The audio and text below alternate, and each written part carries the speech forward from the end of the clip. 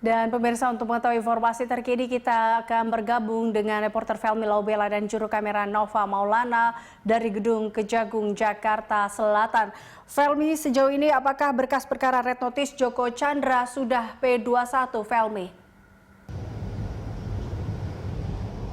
Ya, sebagaimana diketahui bahwa jaksa peneliti dari Kejaksaan Agung kemudian juga bekerja sama dengan penyidik dari Bareskrim Polri pada hari Kamis tanggal 1 Oktober 2020 kemarin ini baru saja melakukan gelar perkara untuk berkas kasus penghapusan Red Notice Joko Chandra.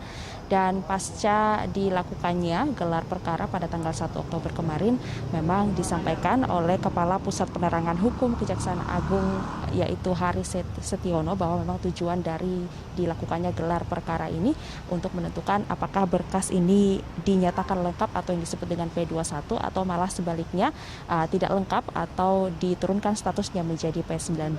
Sampai saat ini menurut keterangan yang kami dapatkan dari pihak Kejaksaan Agung dalam hal ini melalui Kepala Pusat Penerangan Hukum Kejaksaan Agung Haris Setiono yang menyatakan bahwa sampai dengan saat ini pasca dilakukannya gelar perkara berkas kasus Red Notice dari Joko Chandra belum diketahui atau belum bisa dinyatakan apakah berkas tersebut masuk dinyatakan lengkap atau P21 karena masih melalui sejumlah proses, diantaranya memang dilakukan penelitian dan dinyatakan bahwa memang mudah-mudahan dalam pekan ini ataupun pekan depan sudah bisa dinyatakan secara langsung apakah berkas tersebut masuk lengkap atau dinyatakan P21 atau diturunkan menjadi kembali tidak lengkap atau yang disebut dengan P19.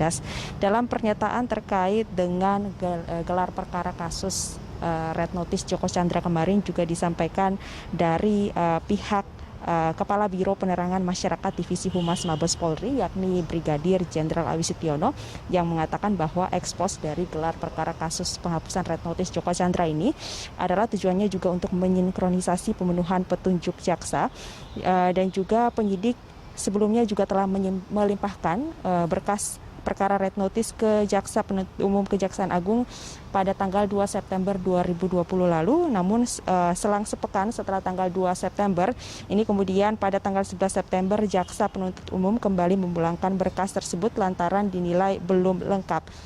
Kemudian juga pada tanggal 21 September penyidik kembali menyerahkan perbaikan berkas ke Jaksa Penuntut Umum. Dan sejalan dengan gelar perkara kasus penghapusan Red Notice oleh Joko Chandra, ini juga dilakukan adanya pra-peradilan dengan salah satu tersangka yakni Irjen Napoleon Bonaparte.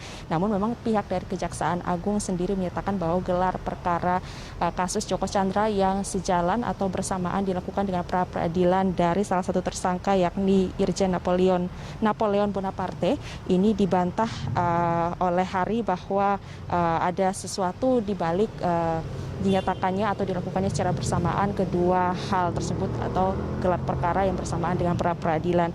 Dan Hari menyebut bahwa berkas perkara memang sudah dalam proses untuk kelengkapan secara formil maupun material. Eliza. Sejauh ini siapa sajakah tersangka yang memang sudah ditetapkan terkait dengan Red Notice Joko Chandra ini?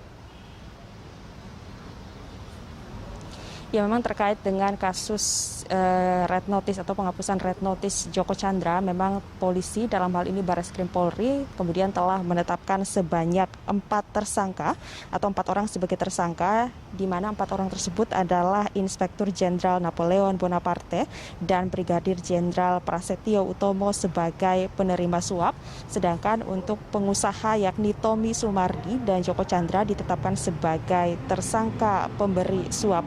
Di mana kasus terhapusnya Red Notice Joko Chandra ini dimulai ketika diketahui Joko Chandra ini buron selama 11 tahun ini masuk Indonesia tanpa terdeteksi untuk mendaftarkan peninjauan kembali kasusnya ke Pengadilan Negeri Jakarta Selatan.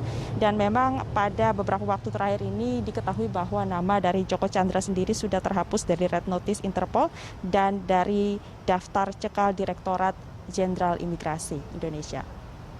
Eliza. Baik, Felmi, terima kasih atas laporan Anda. Dan pemirsa, demikian laporan Felmi Laubela dan juru kamera Nova Maulana melaporkan langsung dari Gedung Kejaksaan Agung Jakarta Selatan.